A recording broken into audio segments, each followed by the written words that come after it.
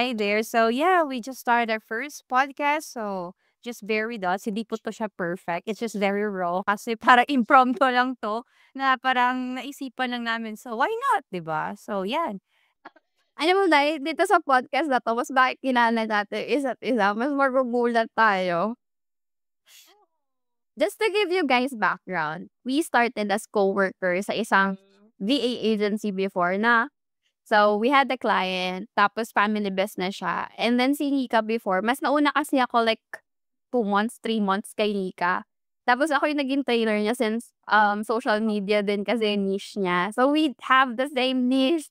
Sales na biglang nag-social media, nag-transit.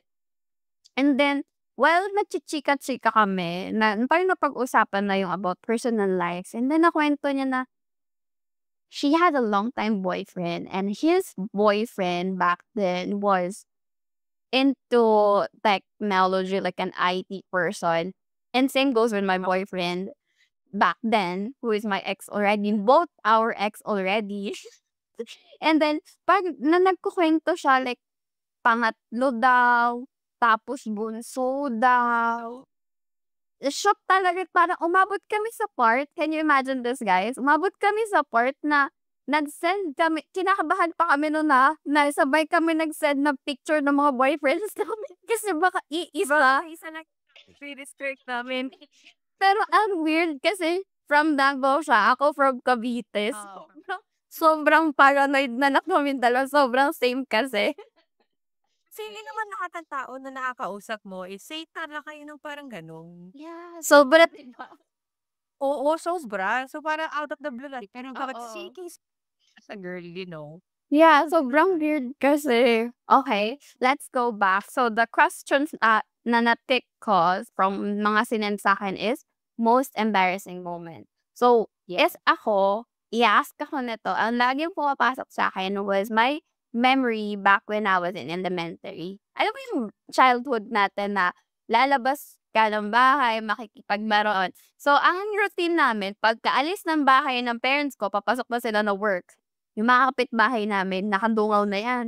Tapos kakatok na 'yan sa bahay, tapos maglalaro na kami. So, one time, I was playing with my playmates. Ang mga kalaro kasi before puro mga lalaki halos. May mga babae pero bihira lang din. So, nung time na yun ang puro kalaro ko, lalaki naka-age ko, mga siguro 3 sila naka-age ko na lalaki.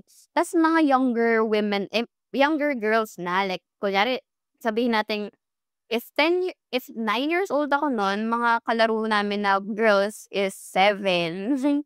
Gano'n, as in ate ako, ganyan. One Oo. time, nagtatamang tao kami. I have a crush. No, long time crush ko talaga siya. Tapos, maloko kasi yun. So, nabato ko siya ng bola and then nag umarte siya na nasaktan. So, nag-cry-cry siya gano'n. So, parang ako sinasabi ko, "Uy, ang arte mo naman," ganyan, ganyan. Tapos nakapagmewang akong ganyan, day. Nakaganyan ako sa kanya. Tapos yung damit ko naka-pajama pa ako na terno na maluwag. So, yung imagine mo yung damit ko nakaganyan, ta's nakapamewang. So, nilapitan ko siya, gano'n siya sa kalsada. Ta's sabi ko, "Ay, naman." Ta's bigla niya akong ginulat. Eh, ako yung hormones ko parang ang bilis ko kasi nag-develop ng katawan ko. So, meron na akong twins. Although, I was just 9 years old. 7 years old kasi when they start to develop. So, imagine mo yung 2 years span na from 7 to 9, meron na talaga siya. Na kailangan ko na mag-baby bra, gano'n. Pero nung time na nasa bahay ako, hindi ako mag-baby bra, sa school ako mag-baby bra. So, pag gano'n niya, nagulat ako, dahil gumanon ako, si OA, yung reaction, dahil nakita niya. Kita niya, day. Hiyang-hiya ako, tapos yung itsura niya nakatulala, sabi niya, "Nakita ko yun." Eh, ako crush, hindi man lang siya nag-lie, eh, crush ko siya. Talagang hiyang-hiya ako, never na kami nag-usap from then on. Hindi ako lumabas ng bahay, nagtaka yung mga kapitbahay namin, mga kalaro namin. Sa isip ko, "Shit, dalaga na pala ako. I cannot play with guys anymore." Oo. Yun lang, yun lang. About you? Sa'kin naman, Iba yung sa'kin kasi more into pambata pa rin siya. Mm. Ewan ko ba, ano kasi, iba talaga 'pag may sakit ka sa tiyan. Akala mo na siguro gusto patungo. It's too much information na, basta yan. Pero you're that person na ng kasi Hindi ko naman siguro sabing cannot be forgotten kasi wala namang tao nakakita nun. hindi, kasi alam mo yung mga memes na makakalimutan mo lahat na nangyari sa'yo na elementary, pero yung classmate mo na tumae, sorry for my word. Yun, iba sa'kin. Sige, game. Bata pa, diskarte pa rin. May mga kasama ko nun, iba. Kasi ang nangyari dun, nag-wear ako ng parang ano, yung parang diaper. Seryoso? Diaper ako. Oh, bakit naisip na ilang taon ka nito? Nasa mga 13, 14, parang basta dese siya, dese. Oh, okay. Dese na ako nun. So, nag-wear ako nun. Kasi 'di ba as an overthinker, hindi mo alam anong mangyayari, 'di ba? Oh my God, sasabihin ko ba siya? Saan mo kinuha yung diaper? May kapatid ka bang younger? Bumili ako Grabe naman ang ano, pagiging diskarte mo. oo, wala nakakaalam nun. Game. I wear it. Siyempre naman, palda naman din tayo, 'di ba? So, sinuot ko yun. Ng pagsuot ko nun, sakto pauwi na ako, pasakay ako ng ano, 'di ba, before ka makakasakay ng jeepney, 'di ba may walkie. Good thing nung nangyari yun, biglang siyang ano ba, biglang umatake. Hindi mo naman siya mapipigilan. Nung umatake siya, siyempre hindi naman siya aano kasi 'di ba may diaper ka.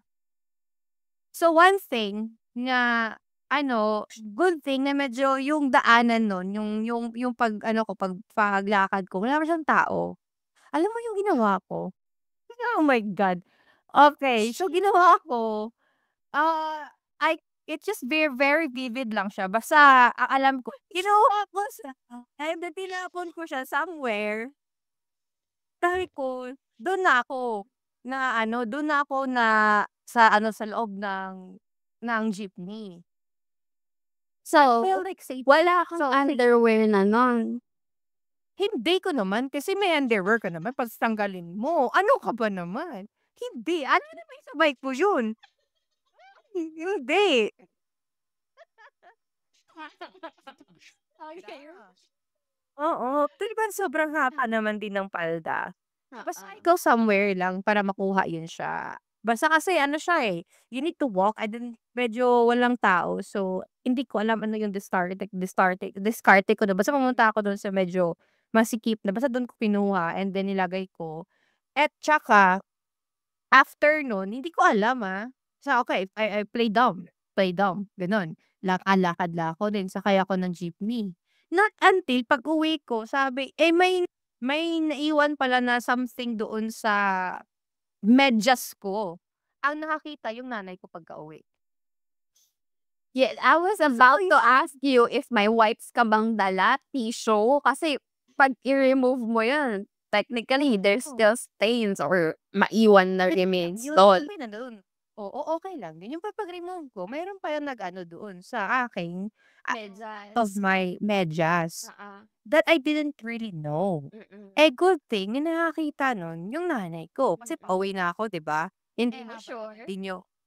Siguro, kasi for baby may nakakita na hindi ko lang alam, lang sabi sa Quiet akin. na lang. Quiet na lang. Sabi, kaya 'pag sinasabi mong most embarrassing, yan talaga always sa utak ko, yan lang. Ang 'Di ba? ang high, I can't. Hindi ko malalampasan yun. Hindi mo ngayon ma-imagine na Oo. na gano'n. Oo. And kudos to the younger Nico for thinking to wear a diaper. Oo, totoo. That's insane. That's so crazy. Naisip. Kasi kaya minsan, kapag overthinker ka, 'di ba we always think of a worst case scenario. Mhm. Kaya I always have that backup plan na even if meron or wala, I'll just gonna wear it. Kasi in case of worst case scenario, kung wala ako ng gano'n, anong mangyayari? Yeah, true. Yan yung naisip ko. Para siyang embarrassment at the same time, siguro mas naging little na lang yung embarrassment kasi nag-wear ako ng gano'n. I think that's the Virgo in you. Kaya isip mo na lahat ng possibilities na embarrassment. So, before pa mangyari yun, since sumasakit na yung tiyan mo, you went your way and grabbed the diapers. Come on, you want it. Come on, and get it.